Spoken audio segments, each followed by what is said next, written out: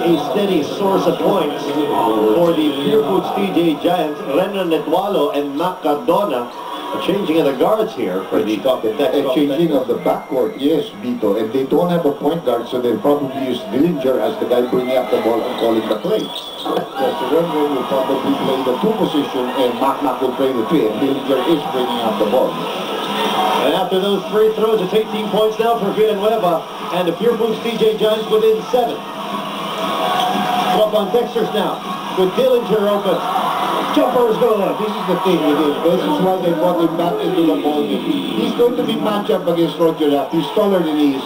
Roger is not Rich Alvarez. He's going to stick to the guy close. And he's going to be able to get off some good shots. Yap looking to penetrate. Out to Kirby. And now James Yap. That's an advantage for James. Yap, the fake. He's stripped. And it's back to the top on Dexter's. Mac Cardona responsible for that strip. And over to Netualo. Way off the mark. Kept alive by Ali Peak. Dillinger, back to back, yes! Terrific change by Chuck Reyes. Terrific to put him into the point guard where he's going to be open for those shots. And just when the Purefoods TJ Giants were starting to come back, the Buck and Dex drop on Dexter stamped their class as we approach the end of the 3rd quarter. And now they are up by 23, capped off by that 3. We'll return with more on PBA Sunday on CS9. It was very laid back. It's just chilling, having fun with his girlfriend, with his family, opening presents, watching football. As for food, the usual suspects would be Kalua pig, which is their equivalent of Lechon over there, and turkey, stuffing, and cranberries. As for this Christmas, his girlfriend is actually flying out here to the Philippines, and he bought a Christmas tree and a bunch of small presents for her. So it looks like it will not be a lonely Christmas, even if he's far from home. Vito and Andy, would you like some Kalua pig? I have yet to try that. I've been to Hawaii and I like, you know, they have a lot of kind of food there. They got great spaghetti there, sure. And they got kimchi there. Before it was $5 to eat all you want. Right. And there are a dozen of them. Dami. So, but it is laid back compared to the way we celebrate Christmas in our country. And they're going to be surprised. Oh, so Dillinger's got to be used to all the eating that's going to be coming up for the Christmas season. Less than 2 minutes to go now. Quick release from Mac Cardona is no good. And James Yap trying to break through the double team, and that'll be a foul called against Renan Netualo.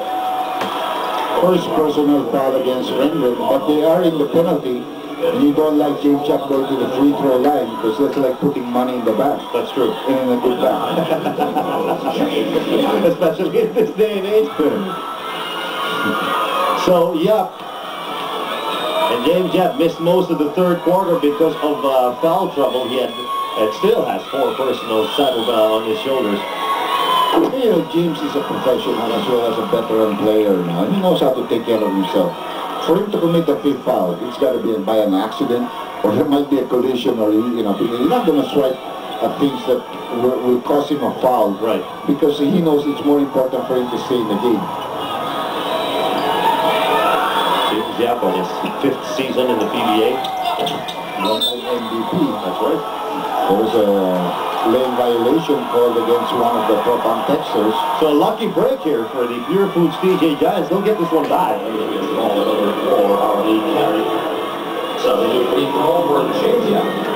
So lane violation committed by Harvey Carey. Only a minute and 49 left here in the 3rd quarter. Time really flies quickly. 14 days, how many days before Christmas? 11. 11, that's right. December 14. Happy birthday nga pala. Sel is one of our revered sports columnists. I hope you continue to have a good life and many more years.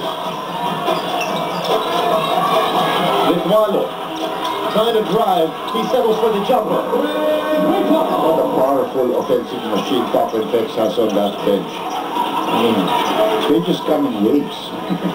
That's true. That's what you see in Hawaii. A lot of it. Speaking of waves, Jared Dillinger is still on the floor there.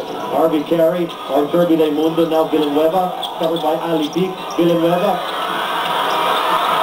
And it's a battle for the loose ball. Whose last touch was it? It will stay with Purefoods. But they only have 4 seconds left on their shot clock. The advantage of being a leaper like Rich, being able to keep that ball alive, but they only have 4 seconds. Let's see what kind of play there.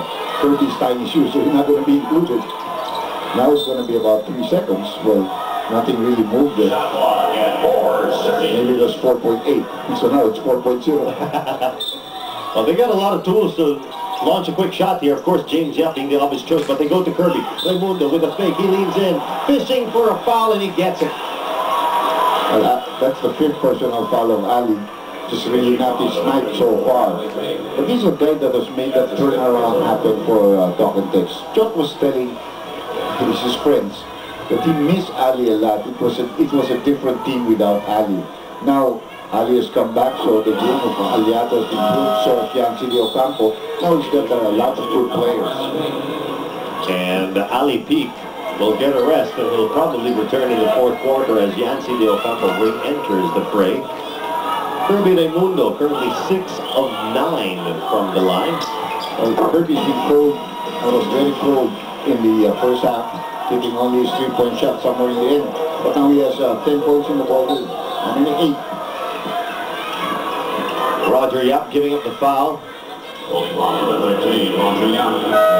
TJ Giants with a couple of fouls to spare. Chico Latete is back in, and Kirby Raimundo will get a rest. Well, let me check that. Kirby has 12 points already. Space ran out for him in the 3rd quarter. But that's a small team that they have right now on the floor. Talking about the Purefoods team, the hot dogs. And now Cardona, covered by Alvarez. Cardona taking the 3. The rebound picked up by Yancy.